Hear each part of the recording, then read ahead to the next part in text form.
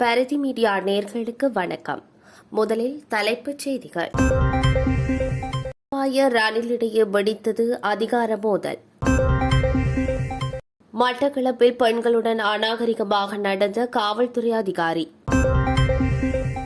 15 வயதுடைய மாணவனின் சட்டவிரோத செயல் வளைத்து பிடித்தது காவல்துறை. இலங்கை தொடர்பில் அமெரிக்க அரசு தலைவர் வெளியிட்ட அறிவிப்பு. யாழில் பொய் கூறிய பிரபல சட்டத்தரணியால் ஏற்பட்ட குழப்ப நிலை. பெண் தாதிக்கு நள்ளிரவில் தொலைபேசியூடாக வந்த கொலை அச்சுறுத்தல். இலங்கையில் இடம்பெற்ற பகீர் சம்பவம். 5 வயது சிறுவனுக்கு பெண்ணால் நேர்ந்த கொடூரம். இலங்கையில் தொடரும் நெருக்கடி. உயிரை பணயம் வைத்து ரயிலில் பயணிக்கும் மக்கள். இலங்கை மக்களுக்கு மேலும் ஒரு அதிர்ச்சி தகவல். எரிவாயுவின் விலை அதிகரிப்பு. எரிபொருள் நெருக்கடியை குறைக்க முன்னாள் அமைச்சர் முன்வைத்து 8 யோசனைகள். இனி தொடர்பான விரிவான செய்திகளோடு.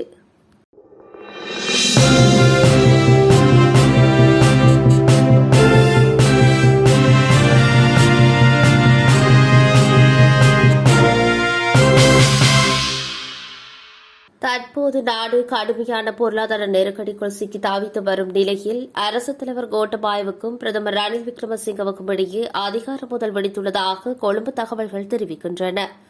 இருவரும் இணைந்து செயற்படுவதற்கு பதிலாக அதிகார மோதலில் ஈடுபடுவதாக தகவல்கள் வெளியாகியுள்ளது. இருவரும் ஒன்றாக அமர்ந்து ஒரே துறை தொடர்பான பிரச்சினைகளை பேசுவதற்கு பதிலாக ஒரே துறையைச் சேர்ந்த அதிகாரிகள் இருவேறு சந்தர்ப்பங்களில் வரவழைக்கப்படுகிறார்கள். இது முழுமையான நேர விரயம் என சுட்டிக்காட்டப்பட்டுள்ளது. விவசாயம் மற்றும் சுற்றுலாத் துறைகளில் உள்ள பிரச்சினைகள் குறித்து கலந்துரையாடுவதற்காக அரசுத் தலைவரும் பிரதமரும் 2 தடவைகள் தனித்தனியாக கூட்டங்களை கூட்டியுள்ளனர். கடந்த திங்கட்கிழமை பிரதமரினால் சுற்றுலாத்துறை அதிகாரிகள் அழைக்கப்பட்டு அதில் உள்ள பிரச்சினைகள் குறித்து கலந்துரையாடிய நிலையில் மீண்டும் அதே அதிகாரிகளை வெள்ளிக்கிழமை அரசுத் தலைவர் அழைத்து கலந்துரையாடல் மேற்கொண்டுள்ளார். மட்டக்களப்பு மாவட்டத்தில் இன்றைய தினம் மட்டக்களப்பு பெட்ரோலிய கூட்டு தாபனத்திலிருந்து எரிபொருட்கள் ஏற்றிக்கொண்டு சென்ற எரிபொருள் வண்டியை மறித்து மக்கள் தங்களது எதிர்ப்பை தெரிவித்துக் கொண்டிருந்தனர். இதன்போது சிறுதொகை மக்கள் ஒன்று கூடியதன் காரணமாக குறித்த போராட்டக்காரர்களை கட்டுப்படுத்தும் நோக்குடன் அந்த இடத்திற்கு வரவழைக்கப்பட்ட காவல்துறையினர் மற்றும் மட்டக்களப்பு மாவட்ட தலைமை காவல் பொறுப்பதிகாரி பெண்கள் மீது அநாகரிகமான முறையில் நடந்து கொண்ட காட்சிப்பதிவு ஒன்று வெளியாகியுள்ளது. காவல்துறையினர் தங்களது கடமைகளை செய்யும் போது பெண்கள் மீது கை வைக்க முடியாது என்பது குறித்து காவல் பொறுப்பு அதிகாரிகளுக்கு தெரியாமல் போனது ஏன் என கேள்வி எழுப்பப்பட்டுள்ளது. இதுபோன்ற ஆர்ப்பாட்டங்களின் போது பெண் காவல் உத்தியோகஸ்தர்களை கொண்டு வந்து குறித்த போராட்டக்காரர்களை அடக்க முற்பட்டிருக்கலாம். குறித்த உயரதிகாரி அந்த பெண்களை அநாகரிகமாக பிடித்து தள்ளும் காட்சி சமூக வலைதளங்களில் விமர்சனத்தை ஏற்படுத்தியுள்ளது. பிரச்சினை ஒன்று வருகின்ற போது பெண் காவல் உத்தியோகஸ்தர்களை வரவழைக்காமல் இவ்வாறு நடந்து கொண்ட விதம் ஒரு அருவருக்கத்தக்க செயலாகும். குறித்த காவல் உயர் அதிகாரியின் செயலுக்கு உடன் நடவடிக்கை எடுக்க வேண்டும் என பரவலாக மக்கள் கருத்து தெரிவிக்கின்றமை குறிப்பிடத்தக்கது. கந்தானி பிரதேசத்தில் உள்ள சர்வதேச பாடசாலையொன்றின் 15 வயதுடைய மாணவன் ஒருவன் தனியார் வகுப்பு ஒன்றிற்கு அருகில் ஐஸ் போதைப்பொருள் விற்பனை செய்தபோது கைது செய்யப்பட்டுள்ளதாக கந்தானி காவல்துறையினர் தெரிவித்துள்ளனர். கந்தானி தெற்கு படகம பிரதேசத்தில் மேலதிக வகுப்பு ஒன்றிற்கு அருகில் போதைப்பொருள் விற்பனை செய்வதாக கிடைத்த ரகசிய தகவலை அடுத்து குறித்த மாணவர் கைது செய்யப்பட்டுள்ளார். கைது செய்யப்பட்ட மாணவனுக்கு போதைப்பொருளை வழங்கிய நபர் யார் என்பது குறித்து காவல்துறையினர் தீவிர விசாரணைகளை மேற்கொண்டு வருகின்றனர். இலங்கைக்கு தேவையான ஒத்துழைப்பை வழங்குவேன் என அமெரிக்க அரசுத் தலைவர் ஜோ பைடன் அறிவித்துள்ளதாக பிரதமர் ரணில் விக்ரமசிங்கே தெரிவித்துள்ளார். வாஷிங்டனில் தூதுவர்களை சந்தித்தபோது இலங்கைக்கான தூதுவர் மஹிந்த சமரசிங்கவை சந்தித்த ஜோ பைடன் மேற்கொண்டவாறு கூறியதாகவும் பிரதமர் குறிப்பிட்டுள்ளார்.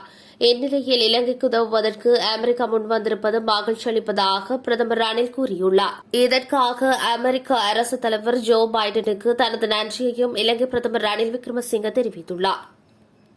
யாழ் மாவட்ட செயலகத்திற்கு அருகில் இருக்கும் இலங்கை செஞ்சிலுவை சங்கத்திற்கு சொந்தமான எரிபொருள் நிரப்பு நிலையத்தில் டீசல் நிரப்புவதற்கு நீண்ட நேரம் பொதுமக்கள் வரிசையில் காத்திருந்த நிலையில் வவுனியாவை சேர்ந்த பிரபல மூத்த சட்டத்தரணி தான் கொழும்பு அமைச்சிலிருந்து வருவதாக பொய் கூறி எரிபொருள் நிரப்ப முற்பட்டமையை அடுத்து குழப்பம் ஏற்பட்டுள்ளது.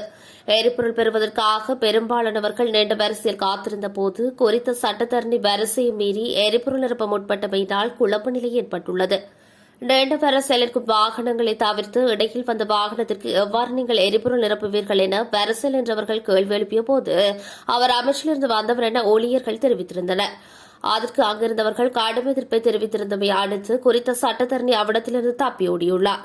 டீசலுக்காக பலரும் நீண்ட வரிசையில் காத்திருக்கும் போது நாகரிகமின்றி பொய் கூறி இடையில் புகுந்து எரிபொருள் நிரப்ப சட்டத்தரணி முற்பட்டமை தொடர்பில் நீண்ட வரிசையில் பல மணி நேரம் காத்திருந்த மக்கள் கடும் விசனத்தை தெரிவித்திருந்தனர்.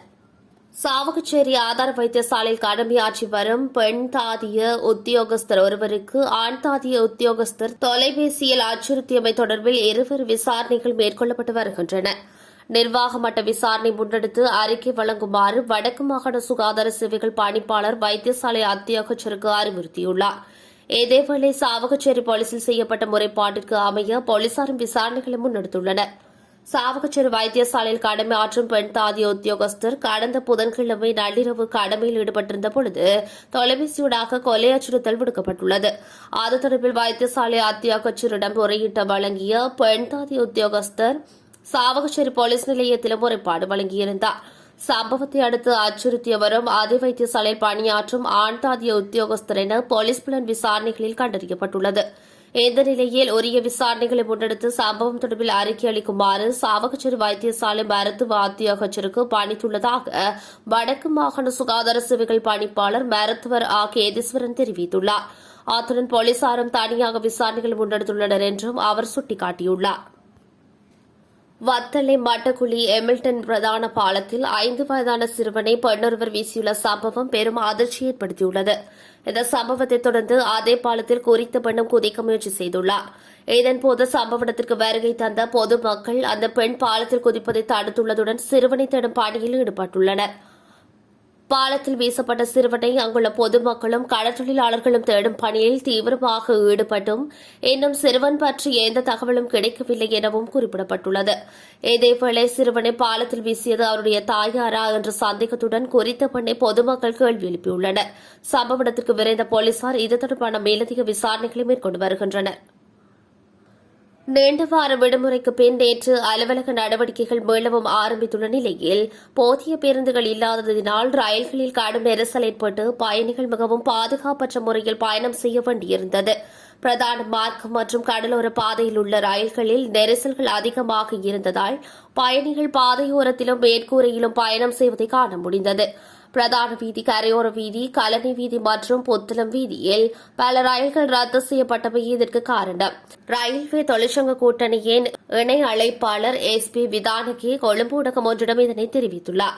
புகையிரதம் நல்ல நிலையில் உள்ளதாக திணைக்களம் தெரிவித்த போதிலும் அதனை உரிய முறையில் இயக்குவதற்கு அதிகாரிகள் நடவடிக்கை எடுக்கவில்லை என விதானகே குற்றம் சுமத்தியுள்ளார். பேருந்து கட்டணத்துடன் ஒப்பிடும்போது ரயில் கட்டணம் குறைவாக உள்ளதினால் பயணிகள் ரயிலின் பால் ஈர்க்கப்படுவதாகவும் போக்குவரத்து அமைச்சினால் தேவையை பூர்த்தி செய்ய முடியவில்லை எனவும் அவர் தெரிவித்துள்ளார். எரிபொருள் நெருக்கடி, மோசமான சாலை நிலைமைகள் மற்றும் ரயில்களின் சரியான பராமரிப்பு இல்லாததினால் ரயில் சேவைகள் ரத்து செய்யப்படுவதற்கு வழிவகுக்கும். மேலும் ரயில்கள் விரைவில் இயக்கப்படுவதற்கான அறிகுறிகள் இருப்பதாகவும் அவர் மேலும் தெரிவித்துள்ளார். இலங்கையில் கடந்த சில மாதங்களாக எரிவாயுவுக்கு கடுமையான தட்டுப்பாடு நிலவி வருகின்றது. இவ்வாறான நிலையில் சமையல் எரிவாயு சிலிண்டர்களின் விலைகளை 200 ரூபாயினால் அதிகரிக்குமாறு அதிகாரிகளை கேட்டுக் கொண்டுள்ளதாக லிட்ரோ நிறுவனத்தின் தலைவர் முடித்த பீரிஸ் தெரிவித்துள்ளார். லிட்ரோவின் விலையை லாப் நிறுவனத்தின் விலையைப் போல அதிகரிக்கும் என ஊடகங்கள் செய்தி வெளியிட்டுள்ளன. இருப்பினும் சமீபத்தில் அந்த நிறுவனம் விலையை மிகவும் ஆபத்தான விதத்தில் அதிகரித்தது போல நாங்கள் அதிகரிக்கவில்லை எனவும் அவர் தெரிவித்துள்ளார். நாட்டில் மோசமாகி வரும் எரிபொருள் நெருக்கடியை நிவர்த்தி செய்வதற்கு ஏற்றுக்கொள்ளப்பட வேண்டிய 8 யோசனைகளை முன்னாள் எரிசக்தி அமைச்சரும் பிவித்துரு ஹெலா உருமயவின் தலைவருமான உதயகமன்பில முன்வைத்துள்ளார். எரிபொருள் நெருக்கடியை குறைக்க முன்னாள் அமைச்சர் முன்வைத்த 8 யோசனைகள்: நாட்டில் இயங்கும் 2000 சிசிக்கும் அதிகமான என்ஜின் திறன் கொண்ட அனைத்து கார்கள் மற்றும் SUVகளை தற்காலிகமாக திரும்பப் பெறுதல், 3 நாட்கள் அலுவலக வேலை, செவ்வாய் மற்றும் வியாழன் அன்று இணையவழி வேலை, பொது சேவைக்கு தேவையான ஆவணங்களை சமர்ப்பிப்பதற்கான பொதுமக்களுக்கு வாட்ஸ்அப் அல்லது மின்னஞ்சல் வழியாக ஒரு அமைப்பு அறிமுகப்படுத்துதல். இதனால் அரசு அலுவலகங்களில் மக்கள் நடமாட்டம் குறையும். பொதுத்துறை ஊழியர்களை அவர்கள் வாசிக்கும் இடத்திற்கு அருகிலுள்ள அரசு நிறுவனத்திற்கு மாற்ற வேண்டும். மாணவர்களுக்கான 3 நாள் பள்ளி வாரம் மற்றும் 2 நாள் இணையவழி அமர்வுகள். அனைத்து பொது மற்றும் தனியார் துறை கூட்டங்களும் ஜூம் மூலம் நடத்தப்பட வேண்டும். இதன் மூலம் எரிபொருள் மற்றும் நேரத்தை மிச்சப்படுத்தலாம். குறுந்தூர பயணங்களுக்காக ஆசனங்களற்ற பேருந்துகளை அறிமுகப்படுத்தி அதிகளவான பயணிகளை ஏற்றிச் செல்ல, மோட்டார் சைக்கிள்கள் மற்றும் முச்சக்கர வண்டிகளை பயன்படுத்துவதற்கு பதிலாக சைக்கிள் ஓடுதலை ஊக்குவிக்கல்.